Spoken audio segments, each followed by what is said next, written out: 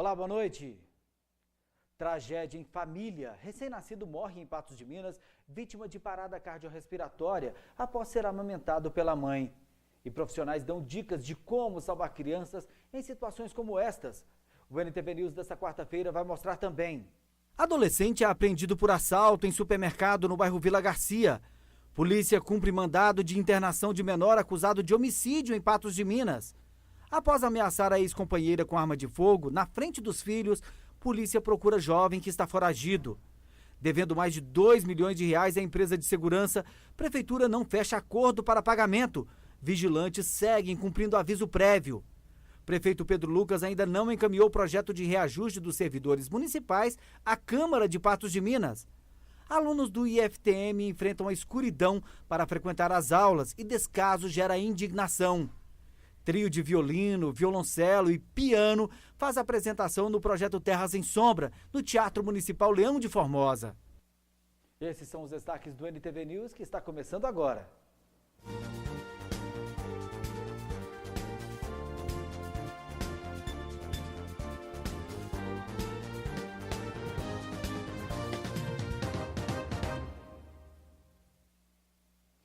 Uma tragédia foi registrada ontem no bairro Ipanema, em Patos de Minas. Unidades de resgate dos bombeiros e do SAMU até tentaram de todas as formas, mas não conseguiram salvar a vida de um bebê de apenas 19 dias. A criança morreu sufocada. A suspeita é de que o recém-nascido teria se engasgado com o leite materno. O caso aconteceu por volta das 5 horas da tarde na rua Jaime Gonçalves, no bairro Ipanema. A criança tinha apenas 19 dias de vida e, segundo informações, o bebê nasceu prematuro. Ficou 16 dias no hospital. Saiu na última sexta-feira. Na terça-feira à tarde, por volta de 1h, a mãe havia acabado de amamentar o bebê e o colocou no berço. Cansada, ela teria adormecido em uma cama ao lado. Quando acordou, por volta das 5 horas da tarde, percebeu que o filho estava sufocado. Desesperada, ela buscou por ajuda de vizinhos, que acionaram o SAMU e também os bombeiros. Atendentes fizeram orientações pelo telefone até a chegada do socorro. No momento da nossa chegada, foi constatado que a criança se encontrava em parada cardiorrespiratória. E imediatamente nós começamos a manobra de reanimação com o procedimento de 3 massagens, uma insuflação a cada 30 ciclos. Com a chegada da equipe do SAMU, da USA, com o Dr. João Neto, continuou os procedimentos de reanimação, a criança foi entubada, foram realizados todos os procedimentos, várias tentativas, não foi poupado esforço, foram viatura do bombeiro, do SAMU, 3 equipes de profissionais da área de primeiros socorros, da medicina. Infelizmente não conseguimos êxito na reanimação do recém-nascido. A mãe, de nome Jéssica, de 21 anos, é do estado do Ceará e há 4 anos mora em Patos de Minas. Ela tem outro filho de apenas 2 anos de idade. O pai é caminhoneiro e estava em viagem. A mãe, abalada, amparada por vizinhos, preferiu não falar do fato. Depois do trabalho da perícia, o corpo da criança foi levado para o IML em Patos de Minas. No início da semana, nós mostramos que um homem foi acusado de ameaçar a ex-companheira com arma de fogo, segundo ela, na frente dos filhos. Após depor sobre esse crime, ele pagou fiança e foi liberado. Mas um mandado de prisão foi expedido contra ele nessa semana. É que ele se enquadra no projeto Colheita. Agora é considerado foragido da justiça. Julei Igor Mauro da Silva, de 22 anos, foi preso na noite de domingo, acusado de ameaçar a sua ex-mulher. O crime aconteceu no bairro Nossa Senhora Aparecida. Segundo a vítima, Júlia estava portando uma arma de fogo. Ele chegou com a namorada dele de moto, me viu, desceu. A hora que ele ficou lá embaixo do morro, gritando, falando que meus meninos não iam embora. Aí eu falei que assim, ele foi, trouxe os meninos chegou lá e deu um chute na minha moto. Aí ele falou que ia me matar, eu falei, só você matar então. Desceu, buscou o revólver, colocou o revólver na minha cabeça, falou que ia dar um tiro, só não tirou por causa que meus filhos estavam vendo. O acusado pagou a fiança e foi liberado. Mas segundo a Polícia Civil, ele já estava cumprindo pena em regime domiciliar e, como cometeu um novo crime, foi expedido mandado de prisão em seu nome. Ele pagou uma fiança que foi estipulada pela autoridade policial no valor de 5 salários mínimos e após ele ter efetuado o pagamento, nós tomamos conhecimento deste fato e sabedores que o Dileigo estava em prisão domiciliar, respondendo, logicamente, em liberdade, mas em prisão domiciliar, nós informamos isso ao Ministério Público e ao Poder Judiciário através do projeto Colheita, projeto desenvolvido pela Polícia Civil e pela Polícia Militar. Agora, Júlio está foragido. Qualquer pessoa que tiver alguma informação sobre o seu paradeiro pode acionar a polícia. O Dileigo é mais um dos indivíduos que estavam aí sobre a mira do projeto Colheita, no sentido de ser fiscalizado, já tinha sido fiscalizado outras vezes, e agora uma fiscalização feita por ele mesmo, né? Um erro cometido por ele mesmo, que é esse crime de ameaça, e por conta desse crime de ameaça, um crime pequeno, se formos contar com outros crimes que ele já teria cometido e já teria cumprido até pena, esse crime aí veio a fazer com que ele tivesse a sua liberdade revogada e retornasse agora ao cárcere. Estamos aí à procura desse indivíduo e qualquer informação que a população possa dar, que ligue aí para 190, 197, a ligação é anônima, não precisa se identificar, é só realmente passar a informação que a Polícia Militar ou a Polícia Civil vão até o local onde ele esteja e vai fazer a prisão desse indivíduo. Dileigo será preso dentro da Operação Colheita, uma ação que tem dado bons resultados em Patos de Minas e região. Está realmente tendo um grande sucesso, não só para a sociedade, mas também para aqueles indivíduos que estão cumprindo ou descumprindo as medidas determinadas pelo Poder Judiciário. Aqueles que estão cumprindo não estão voltando ao cárcere, mas aqueles que estão descumprindo realmente estão retornando ao cárcere numa situação muito célere e muito rápida, mas friso, sempre pautada pela legalidade, seja da Polícia Civil, da Polícia Militar, do Ministério Público e do Poder Judiciário. E a Polícia Militar cumpriu ontem um mandado de busca e internação de um adolescente de 17 anos acusado de ser o autor de um homicídio ocorrido no dia 18 de março no bairro Vila Rosa.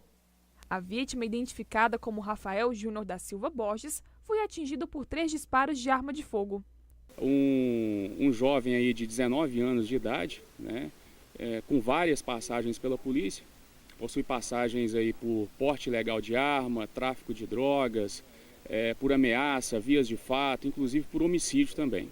Né, as informações que nós temos aí é que seriam duas motocicletas, né, que teria passado pelo local 2 motocicletas, possivelmente com garupa, e que teriam efetuado disparos e acertado esse cidadão. O suspeito foi conduzido à delegacia através de um mandado de busca e internação de 45 dias. As primeiras informações são de que o autor era primo da vítima. Como ele havia sido atingido em outro local onde se encontrava, no local do crime mesmo não haviam pistas, nem cápsulas deflagradas, nem testemunhas desse fato. Os familiares também, na hora, não souberam informar qual seria a motivação, nem a autoria, quem teria motivos para praticar esse crime, o que provocou por parte da Polícia Civil um trabalho de investigação muito minucioso. E nós aproveitamos a oportunidade para parabenizar toda a Polícia Civil, na pessoa do Dr. Mauro e sua equipe, pelo brilhante trabalho que permitiu chegar à autoria, ter indícios de autoria desse crime, tendo sido então expedido pela Justiça, pela comarca, o mandado de apreensão e recolhimento e internação desse menor. E ontem, na data de ontem, a Polícia Militar, a guarnição em patrulhamento, avistou esse menor, e como já havia esse mandado de apreensão e internação, efetuou a apreensão do mesmo e o apresentou à delegacia. No próximo bloco do NTV News, você vai ver que o projeto de lei de reajuste dos servidores públicos municipais ainda não foi encaminhado à Câmara Municipal. E nós vamos mostrar que TBI e Prefeitura não chegam a um acordo para a negociação de dívidas.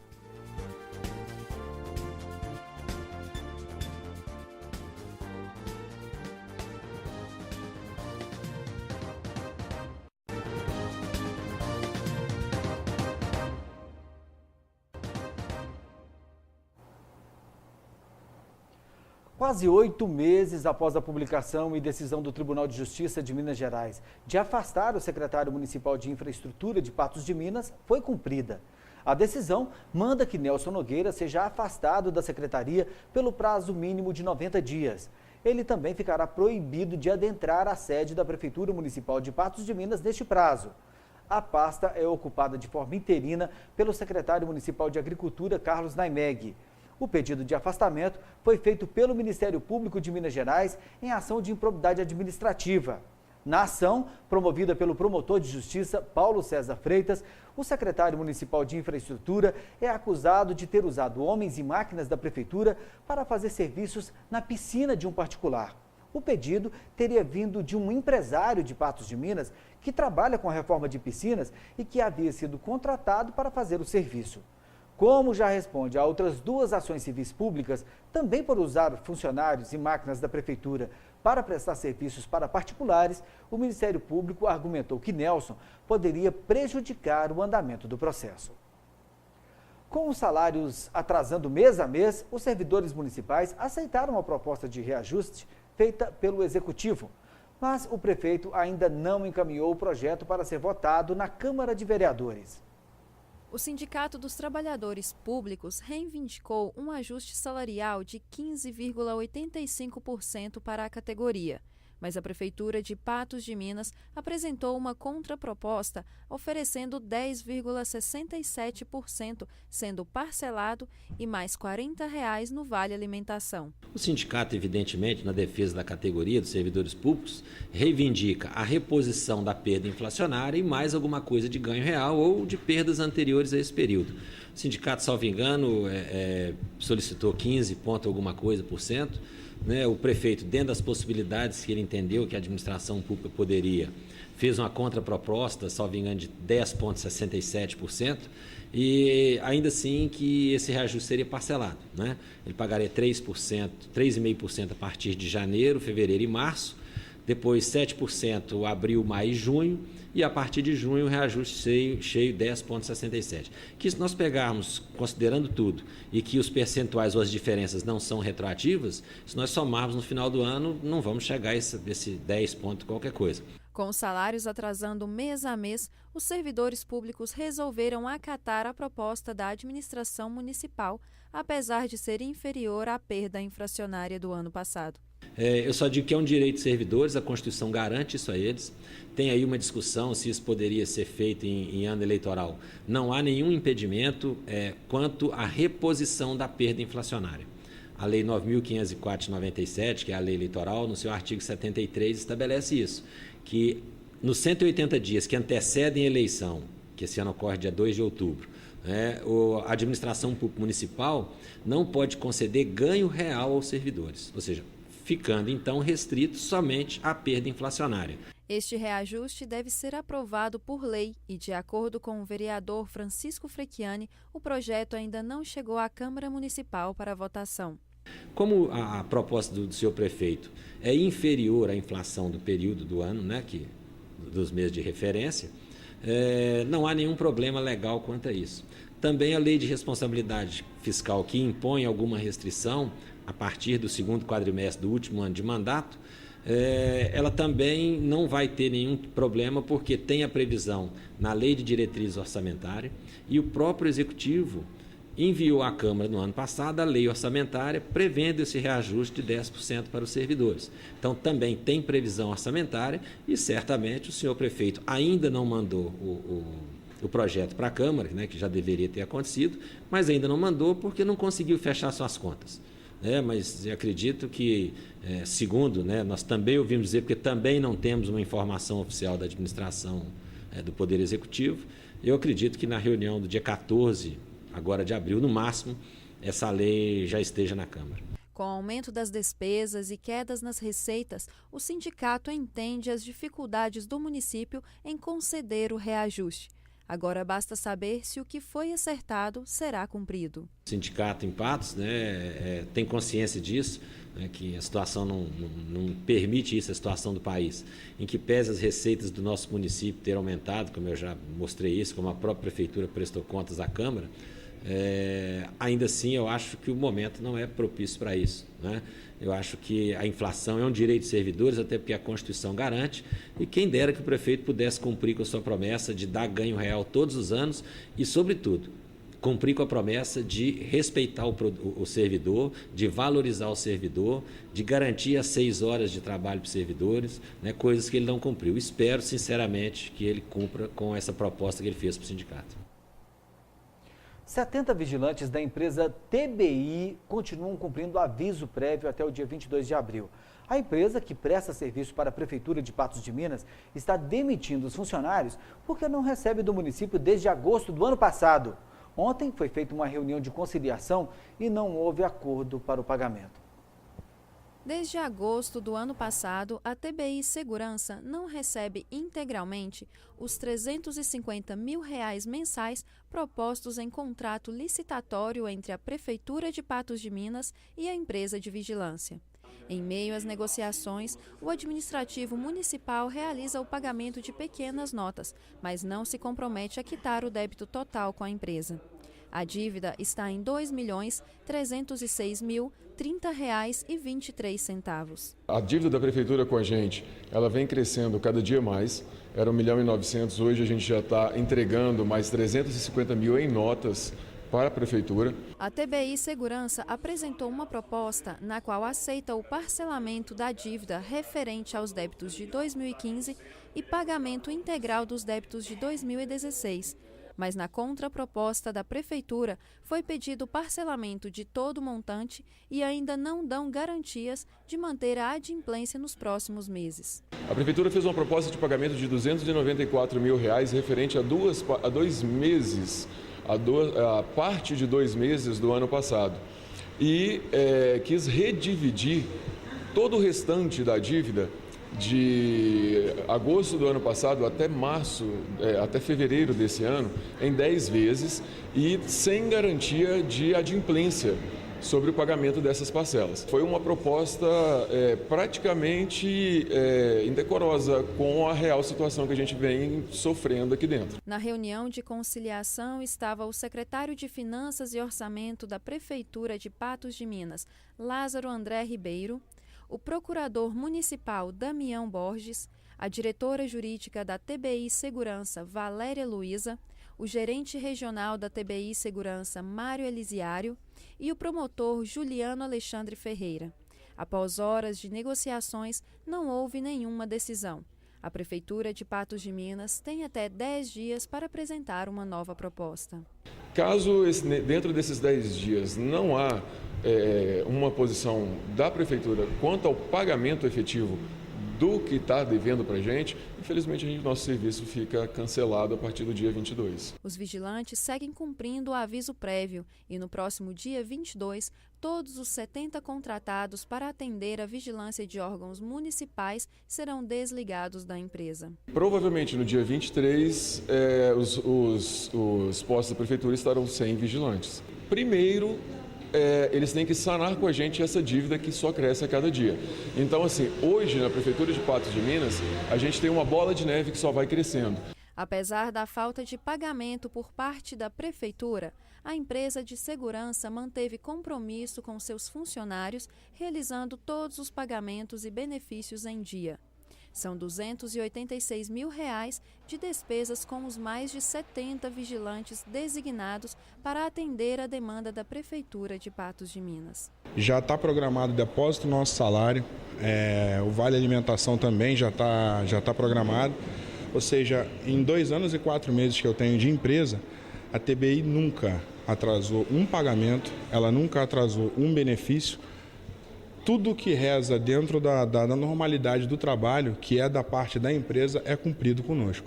Paulo Henrique, um dos vigilantes que está cumprindo aviso e corre o risco de ficar sem o seu sustento por falta de compromisso da Prefeitura de Patos de Minas, se mostra indignado com a situação e pede que as autoridades públicas tomem alguma providência.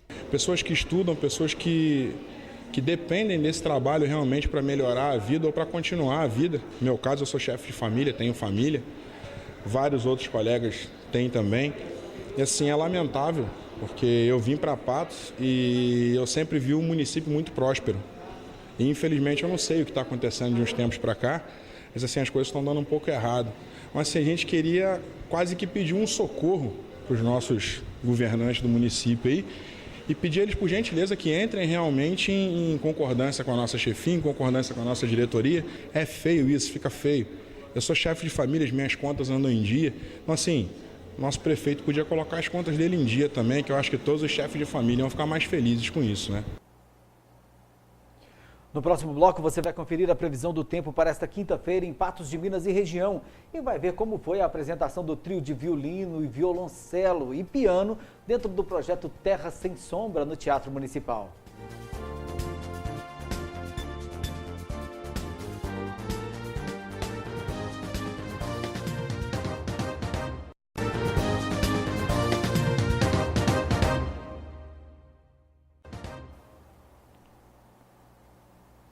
Cerca de 115 mil contribuintes que estavam na malha fina do imposto de renda vão acertar as contas com o fisco. A Receita Federal abre na sexta-feira consulta ao lote residual de restituição do imposto de renda pessoa física de janeiro. Ao todo, serão desembolsados 91 milhões e 100 mil reais para declarações de 2008 a 2015. A lista com os nomes estará disponível a partir das 9 horas no site da Receita na internet. A consulta também pode ser feita pelo Receita Fone no número 146. Os empregadores domésticos têm até amanhã para realizar o pagamento do documento de arrecadação E-Social de março. Ele reúne em uma única guia as contribuições fiscais, trabalhistas e previdenciárias que precisam ser recolhidas pelos empregadores domésticos. Para a emissão da guia unificada, o empregador deve acessar a página do E-Social na internet. Até a última segunda-feira, já tinham sido emitidas 810.111 guias da folha de pagamento de março de 2016. Pouco mais da metade dos reajustes salariais ultrapassou a variação da inflação oficial medida pelo Índice Nacional de Preços ao Consumidor em 2015. Isso é o que revela o Sistema de Acompanhamento de Salários do Departamento Intersindical de Estatísticas e Estudos Socioeconômicos. Esse universo corresponde a 708 unidades de negociação e foi o pior reajuste desde 2004, quando o percentual foi de 54,9%. A 11ª edição do projeto Terra Sem Sombra foi sucesso. Ontem teve a apresentação no Teatro Municipal Leão de Formosa. O trio internacional tocou música de artistas como Beethoven e Bach. Uma apresentação inesquecível ao som do piano, violoncelo e do violino. Foi a segunda vez que o trio formado pelo músico brasileiro Márcio Carneiro, pelo alemão Gus Hartmann e a argentina Mirta Herrera estiveram se apresentando em Patos de Minas. A primeira vez foi em 2010, também dentro do projeto Terra Sem Sombra. A música de câmara, quer dizer, quando a pequena formação, trio, quarteto, quinteto, quando a responsabilidade, a música é dividida igualmente entre todos, isso, é claro, é a forma de música mais elevada e aquela que faz mais prazer. Não é? A apresentação foi no Teatro Municipal Leão de Formosa para um bom público, principalmente amantes da música clássica. A música clássica, saída da Europa e vinda também para o Brasil, e tudo, é uma das formas mais elevadas de criação artística da humanidade. O projeto Terra Sem Sombra chegou à sua 11ª temporada em Patos de Minas com o propósito de levar música de qualidade à população.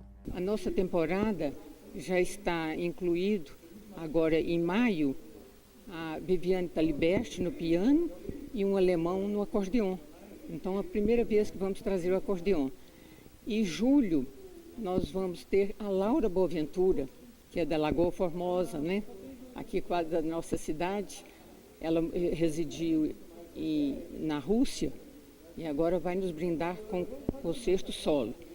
E em agosto nós vamos ter o trio, que vai ser a Miriam Bastos no piano, o violoncelo e violino. Em 7 dias, Minas Gerais confirmou 11 novas mortes causadas pela dengue. No boletim divulgado na semana passada pela Secretaria de Estado de Saúde, havia 30 mortes em 2016, mas agora já são 41, aumento de 36,6%. De acordo com a Secretaria, 135 mortes suspeitas estão sendo investigadas em todo o estado. O número de casos prováveis da doença já ultrapassa 280 mil em Minas. E pesquisadores da Universidade Federal do Amapá investigam o potencial de plantas da Amazônia no controle de mosquitos vetores no Brasil, em especial o Aedes aegypti, transmissor da dengue, da febre chikungunya e do vírus Zika. O estudo analisa extratos vegetais e óleos essenciais das plantas e sintetiza as chamadas noneoemulsões, substâncias concentradas e que têm princípios ativos que podem, por exemplo, matar larvas de mosquito ou afastar picadas de inseto. Confira agora a previsão do tempo para esta quinta-feira em Patos de Minas e região.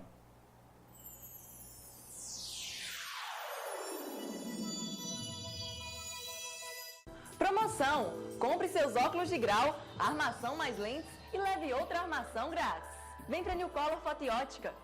A quinta-feira em Patos de Minas será de sol com algumas nuvens e não há previsão de chuva.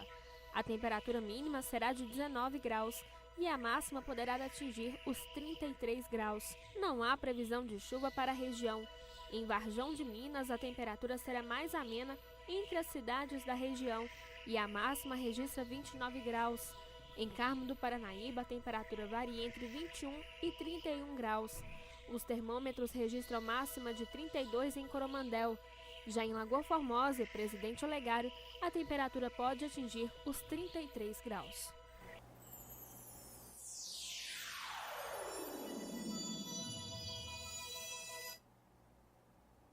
A gente vai para um intervalo e na volta vamos mostrar que adolescente é apreendido em Patos de Minas, acusado de assaltar supermercado no bairro Vila Garcia. E alunos do IFTM enfrentam uma escuridão para frequentar as aulas. O descaso gera indignação.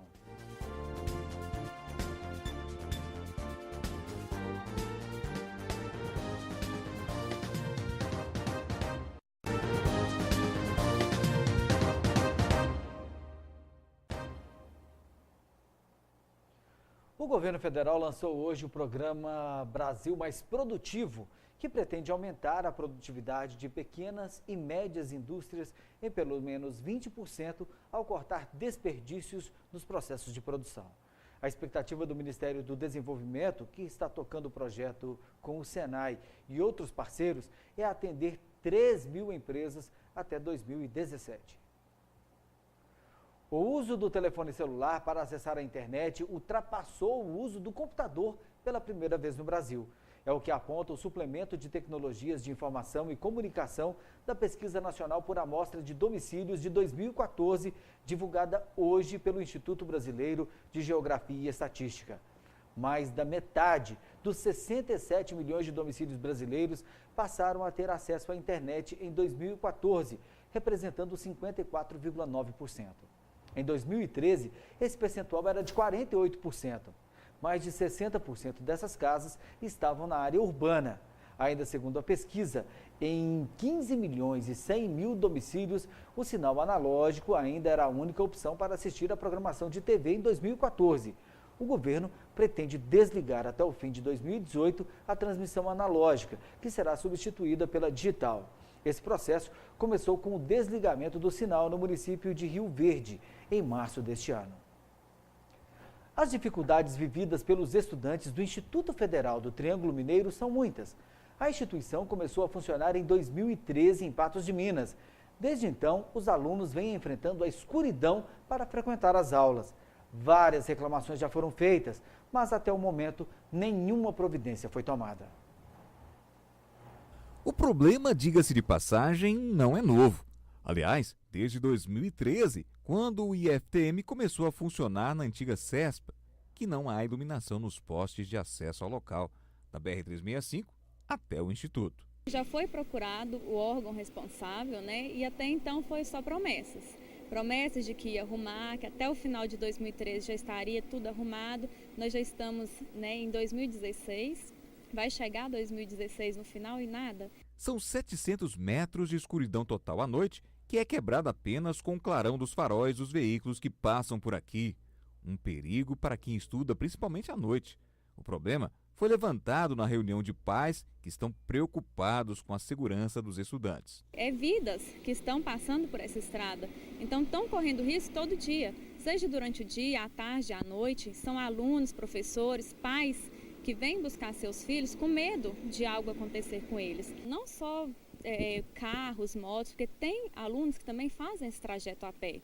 É um trajeto longo, muito perigoso, o mato está muito alto, tem construções, tem galpão, né, ao lado da estrada, então a gente fica assim receoso com as coisas que andam acontecendo. O trecho tem grande fluxo de veículos. Há postes instalados, mas não há iluminação. No Instituto, são mais de 200 alunos somente no turno noturno. Estão preocupados com a situação da falta de luz no acesso. É muito sério e o perigo é realmente alarmante, é muito perigoso, tanto de noite quanto de dia, porque eu como aluna sei, eu faço esse trajeto todos os dias e é muito perigoso, tanto a questão da iluminação quanto a distância. Helenir é estudante na IFPM e também mãe de aluno. Pede providências. E a gente precisa realmente da iluminação, pedir os órgãos públicos, né, que dê uma resposta, porque está cobrando, está pedindo e só promete e não cumpre, então que faça alguma coisa aqui pelo FTM, uma instituição, né, de ensino de alta qualidade. Então, o que a gente está pedindo, reivindicando, eu como mãe e aluna também do Instituto, que resolva a questão da iluminação na entrada aqui para o IFTM. De acordo com o professor e coordenador do curso de Logística, Ricardo Abraão, o Instituto já se reuniu várias vezes com o prefeito, que prometeu resolver o problema, mas, até agora, nada. Felizmente, essa decisão tem sido protelada sem nenhuma resposta concreta até então. Nós somos uma instituição pública, gratuita e que tem interesse de servir a comunidade. Então, nesse aspecto, muitas pessoas podem deixar, né, de vir estudar conosco em função dessa questão.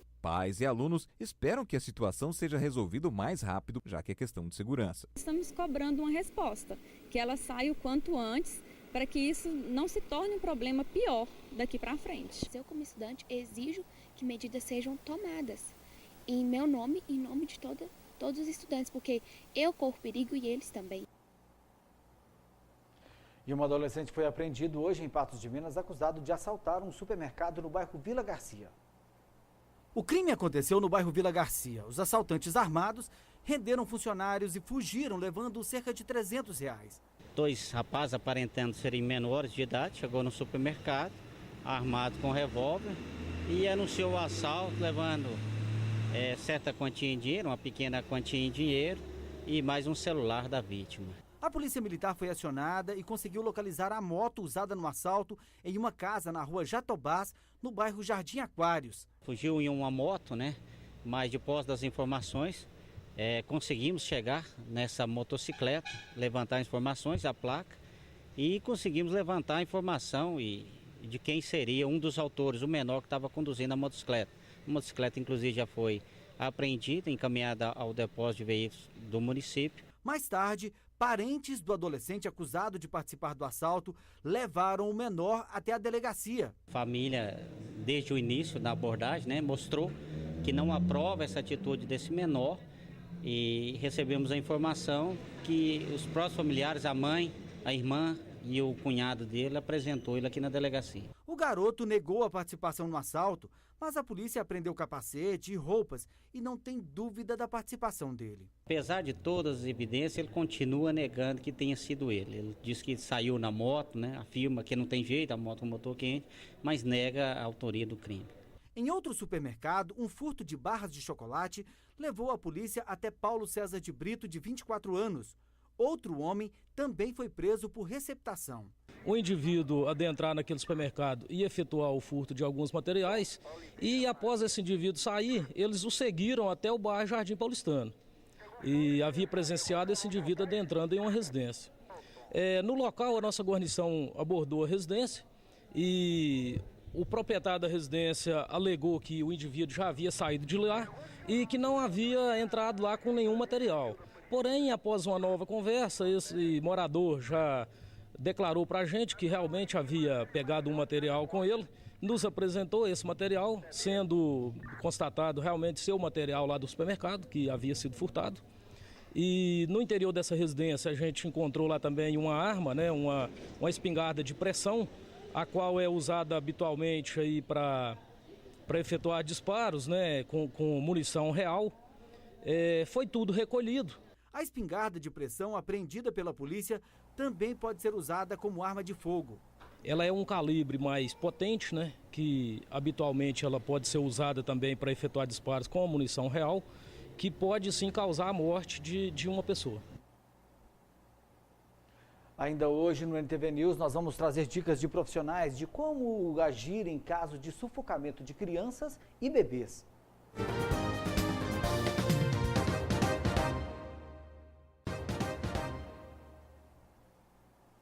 Cerca de 422 milhões de adultos em todo o mundo viviam com diabetes em 2014, 4 vezes mais do que em 1980.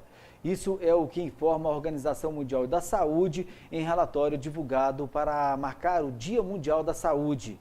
No mesmo período, de acordo com o relatório, o índice do diabetes quase duplicou, de 4,7% para 8,5% da população adulta, o que reflete um aumento dos fatores de risco associados com o excesso de peso e a obesidade. Com o surto de H1N1 e a corrida a clínicas para a aplicação da vacina contra o vírus, boatos têm surgido nas redes sociais sobre supostas consequências da imunização. Nas mensagens, são compartilhadas notícias de crianças que teriam adquirido narcolepsia, um distúrbio do sono após a imunização. Em informe técnico, o Ministério da Saúde disse não haver relação causal comprovada nos efeitos notados em países nórdicos e que não há registro de casos similares com produtos usados no Brasil, produzidos pelo Instituto Butantan e pela empresa Sanofi. No início do NTV News de hoje, nós mostramos que uma tragédia foi registrada em Patos de Minas. Um bebê de apenas 19 dias teria se engasgado com o leite materno e acabou falecendo. Mas você sabe qual é a maneira correta para desobstruir as vias respiratórias de uma criança? Confira. Os chamados do SAMU para socorrer pessoas com obstrução nas vias respiratórias é mais comum do que parece, segundo o coordenador do órgão. A gente tem vários casos que ligam aqui para a gente, do engasgo de criança, adolescente, adulto, né? E fica sendo muito frequente. O médico Alexander Gonçalves explica que todo recém-nascido tem refluxo. Como o bebê ele tem que chupar o leite, o que acontece? Ele, junto com isso, vem uma grande quantidade de ar e forma uma bolha de ar dentro do estômago da criança. Então, é muito comum, só colocando, o seguinte, essa bolha de ar fazer pressão e justamente quando você põe a criança deitada, tudo que tiver no estômago da criança vai voltar. No caso, o leite, né, que é criança nova, recém-nascida. Mas existem formas de prevenir. A primeira delas, e mais importante, é esperar a criança arrotar após as refeições. Parou de mamar, tem que pôr para arrotar. E isso não interessa quanto tempo leve. Os pais de recém-nascidos também devem ficar atentos à posição de dormir da criança. Elevar não só a cabeça da criança, porque na hora que você faz isto, você vai estar facilitando que esse refluxo obstrua a via aérea. O que você vai fazer? Você vai colocar um suporte junto ao pé da cama e vai levantar a cabeceira da cama em pelo menos formando um ângulo de 30 graus, ou seja, pelo menos uns 10 centímetros de altura tem que ser levantado o berço. Jamais colocar a posição de bruço, ou seja, a criança com a cabeça para baixo, porque como a via aérea é anterior, tudo que voltar vai cair direto no pulmão. O certo é deixar de lado, né?